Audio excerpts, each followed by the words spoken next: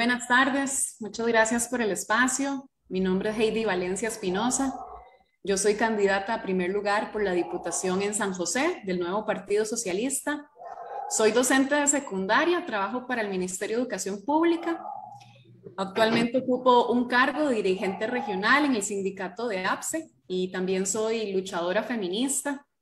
Mi experiencia militante como feminista socialista se remonta desde el 2003 a mi participación en el movimiento estudiantil de la UCR, en luchas, por ejemplo, como contra el Tratado de Libre Comercio con Estados Unidos, más recientemente en luchas sindicales como contra el combo fiscal y también recientemente en luchas feministas junto a las compañeras de los Rojas, en la lucha por el Ni Una Menos y por el aborto legal, seguro y gratuito, en espacios donde participamos, como la Coordinadora Feminista contra Femicidios e Impunidad y Aborto Legal Costa Rica.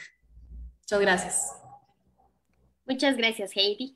Vamos a ver, bueno. Sí, desde el nuevo Partido Socialista, bueno, además nos parece que de fomentar una real banca de desarrollo, porque en los hechos actualmente no existe tal cosa, lo que existe son un conjunto de trabas. Por ejemplo, es una cosa totalmente absurda, un requisito que hasta después de 2 años de un emprendimiento, de una pequeña empresa, se le puede otorgar un apoyo, un préstamo, cuando sabemos que la mayoría de las pymes no logran, ¿verdad?, llegar a este periodo, justamente porque no tienen el apoyo requerido para hacerlo.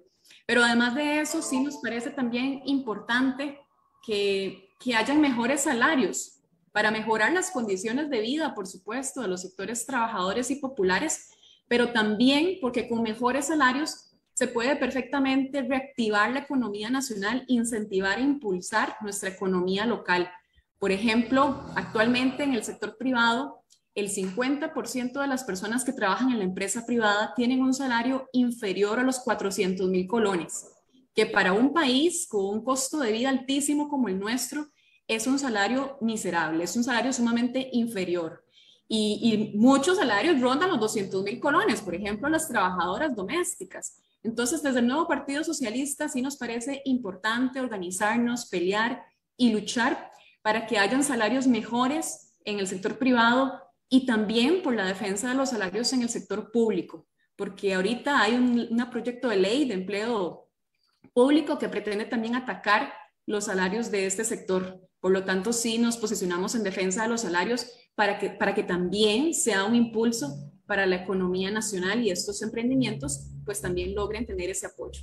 Y desde el nuevo Partido Socialista consideramos que este es un tema sumamente importante en cuanto a la economía y por la situación del desempleo del país. Entonces, sí nos posicionamos desde una perspectiva, desde una economía en función de la clase trabajadora, de las mujeres y de la juventud, y es por eso que estamos haciendo una serie de propuestas para que verdaderamente haya una reforma fiscal que sea progresiva.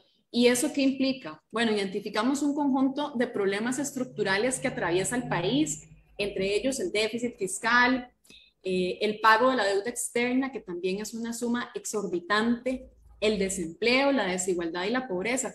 Y para nadie es un secreto que tanto el desempleo como la pobreza tienen rostro femenino mayormente.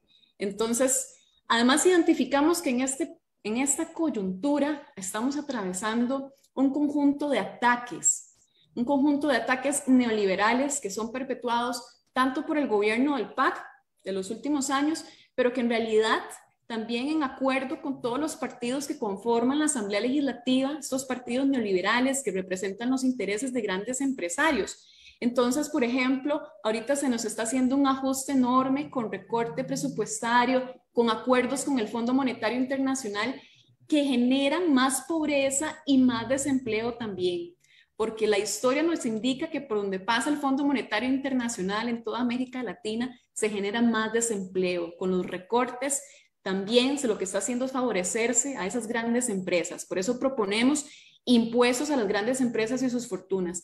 En cuanto al tema del empleo puntualmente, ¿verdad?, que es el subtema, lo que estamos planteando es que es importantísimo cuestionar cómo se lleva adelante en nuestro país la concesión de la obra pública. Es necesario acabar con la concesión, derogar esa ley de concesión de obra pública que únicamente ha generado favoritismos para unas empresas constructoras como actualmente ha sido, ¿verdad?, revelado a través de los medios de comunicación, todos los casos de corrupción, de tráfico de influencias en los que estuvo envuelto el gobierno del PAC, pero también todos los gobiernos anteriores, Liberación y la Unidad que han estado gobernando, han formado parte de ese engranaje de corrupción.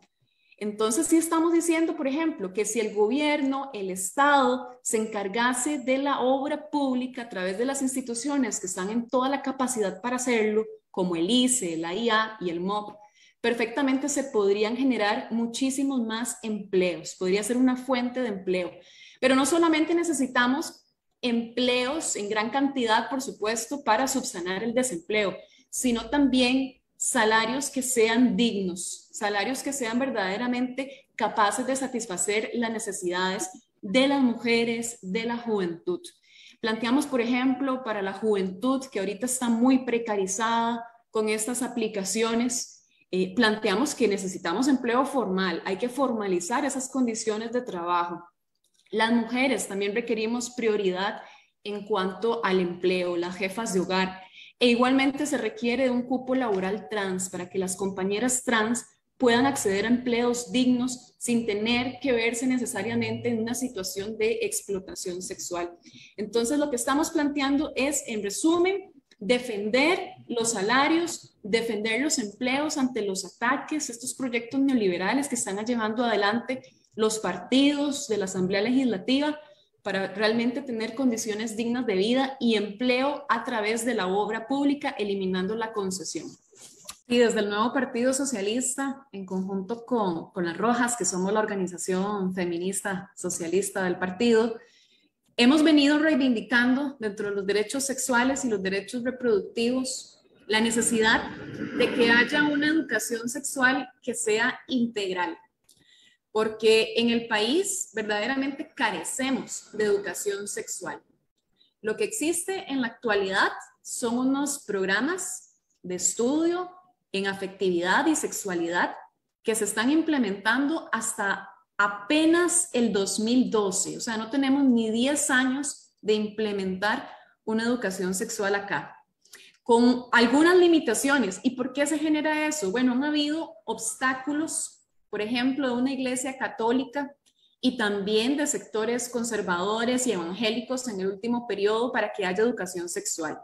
Eso también implica que requerimos de que el Estado sea laico y requerimos que la educación sexual también sea laica, sea científica y sea feminista, que nos permita verdaderamente no solo prevenir embarazos e infecciones de transmisión sexual, sino conocer nuestros cuerpos, saber sobre nuestra autonomía, sobre nuestro placer, saber generar relaciones interpersonales basadas en la convivencia.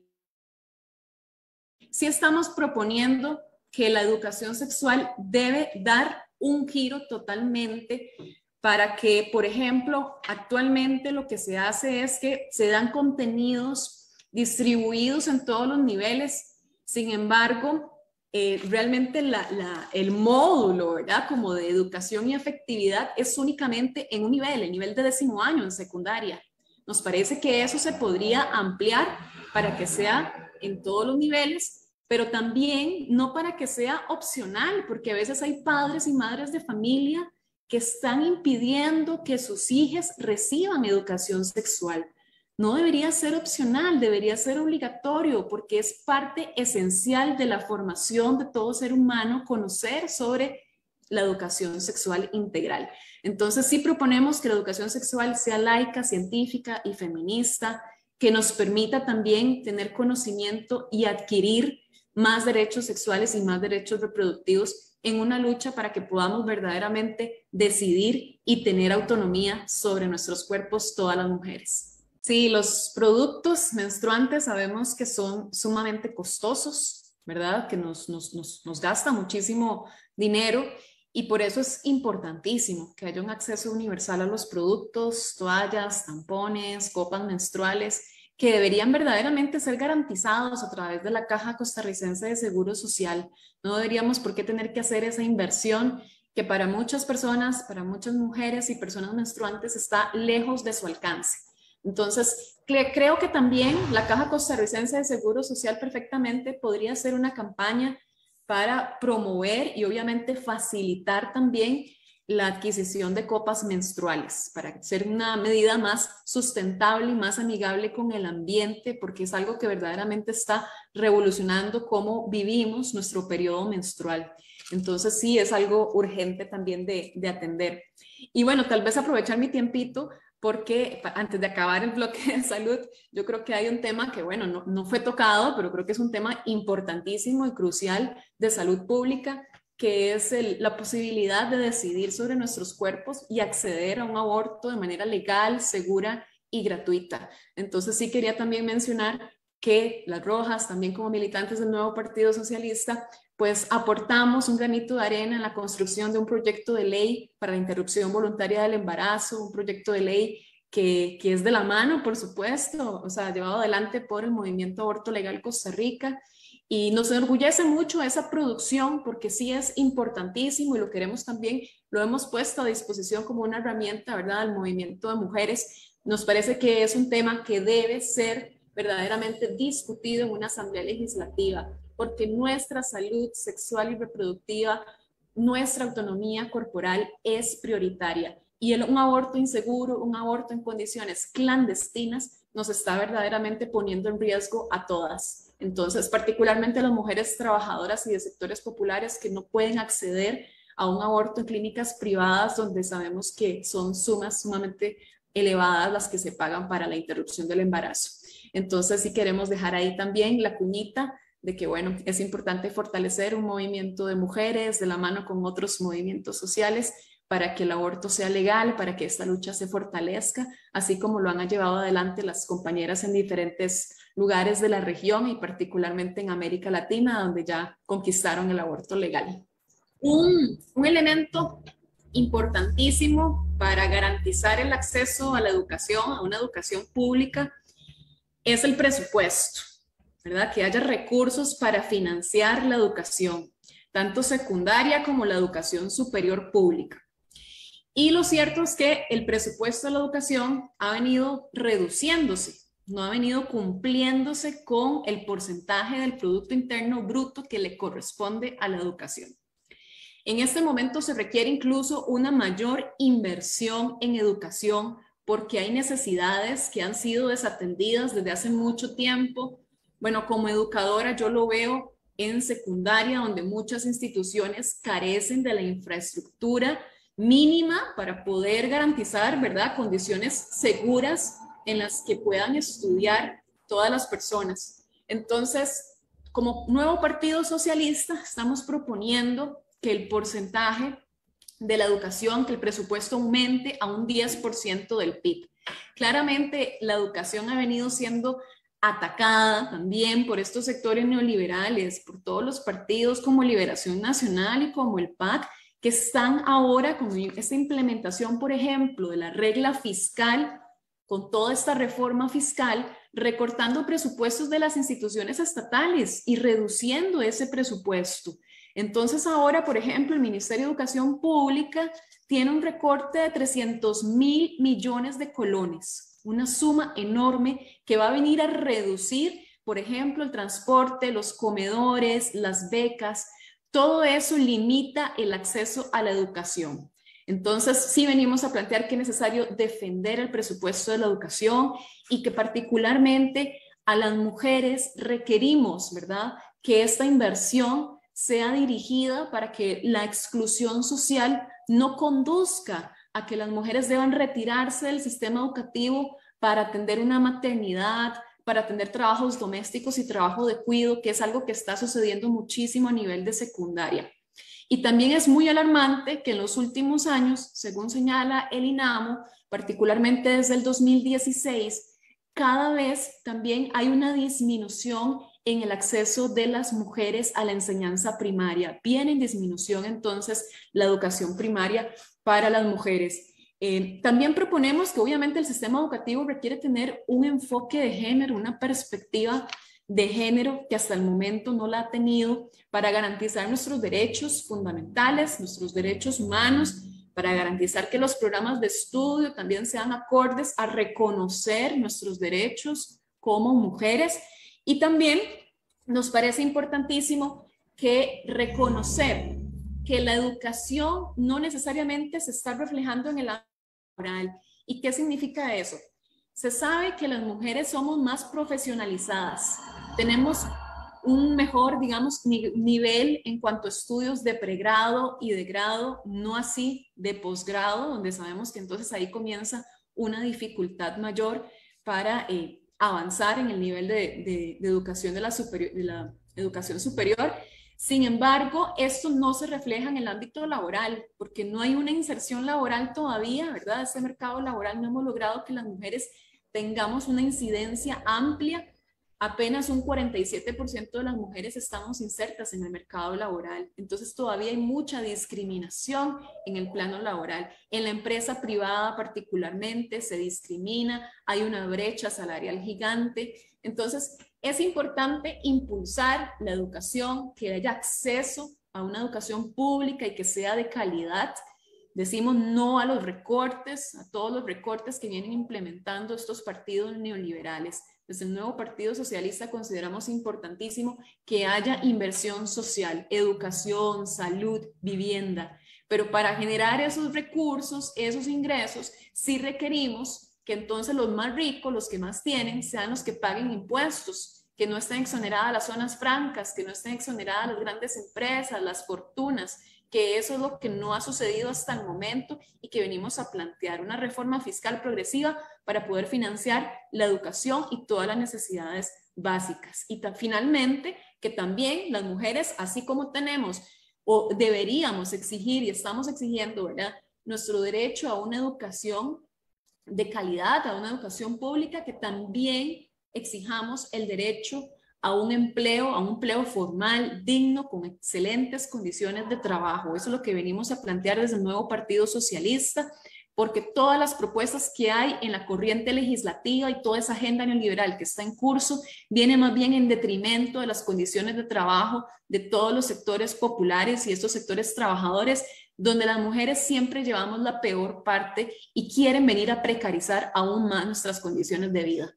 La educación ha tenido, así como los diferentes espacios de socialización, un gran sesgo machista, en el sentido de que reproduce mucho de la lógica patriarcal, donde a las mujeres se nos invisibiliza, como ha sucedido históricamente, no se reconocen nuestros aportes, nuestros logros, nuestras conquistas, y es importantísimo por eso que haya toda una reforma educativa para que la lógica del sistema educativo no sea bajo los criterios, ¿verdad?, mercantiles que nos impone la OCDE o que nos impone el Fondo Monetario Internacional, sino que sean otros criterios para verdaderamente lograr una educación que sea para el ser humano, una educación integral, una educación para la convivencia y basada también en explorar nuestras habilidades y desarrollar nuestros conocimientos.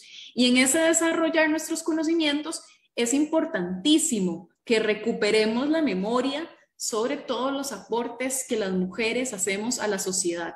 No solamente en el ámbito, por supuesto, que es fundamental también para la economía, todo el trabajo no remunerado, todo el trabajo doméstico y el trabajo de cuidado, pero también el aporte que hacemos y que es remunerado y que es como sociedad se ha invisibilizado, ¿verdad? El aporte de las mujeres en diferentes áreas, por supuesto que en la educación, pero bueno, en el deporte, en la ciencia, en la tecnología. Entonces, sí considero que es importante que haya una reforma educativa y no simplemente esa improvisación que han venido haciendo los gobiernos de turno, de ir cambiando los programas de estudio, de ir cambiando, dizque el enfoque, pero lo cierto es que todo es para adaptarse a un molde de una OCDE, ¿verdad?, que nos está imponiendo ciertos criterios que no son criterios que hayan sido, ¿verdad?, considerados de manera democrática. Una reforma educativa que también consideremos feminista y que valore los aportes de las mujeres debe ser considerada y decidida por la población estudiantil, por las personas que trabajamos en educación y por todas las personas que están involucradas en el proceso, incluso también las familias. Me alegra muchísimo que nos tocase este tema para finalizar, porque es un tema fundamental cuando hablamos de la situación de las mujeres. La violencia viene en crecimiento y con la pandemia también se profundizó muchísimo. Todas las expresiones de violencia, el acoso y hostigamiento sexual, la violencia patrimonial también, que son las aquí señaladas, todas las agresiones, las violaciones también, lo que hemos visto más recientemente en zonas turísticas, en el Caribe Sur, en la zona de Talamanca, y los femicidios también. Entonces, desde el nuevo Partido Socialista venimos señalando que es clave que las mujeres sigamos organizadas y sigamos peleando, porque no vamos a lograr vivir libres de violencia, pararle la mano a todos esos agresores, violadores y femicidas, sino es a partir de nuestra organización y movilización. Y por eso hemos venido proponiendo una declaratoria de emergencia nacional. Se debe declarar emergencia nacional contra la violencia patriarcal porque esta situación nos está arrebatando las vidas de muchísimas mujeres, pero también porque hay todo un engranaje de impunidad y de complicidad, ¿verdad? Que es producto de esta cultura machista, patriarcal, la cultura de la violación, y precisamente eso es lo que explica que ahora haya un candidato presidencial que haya sido sancionado por acoso sexual. Eso es lo que explica, y que incluso las encuestas le están dando, ¿verdad? Una mayor posición, en este caso viene adquiriendo, digamos, más apoyo. Este señor Rodrigo Chávez. Entonces, nosotras planteamos que es fundamental que haya recursos para fortalecer el Instituto Nacional de las Mujeres.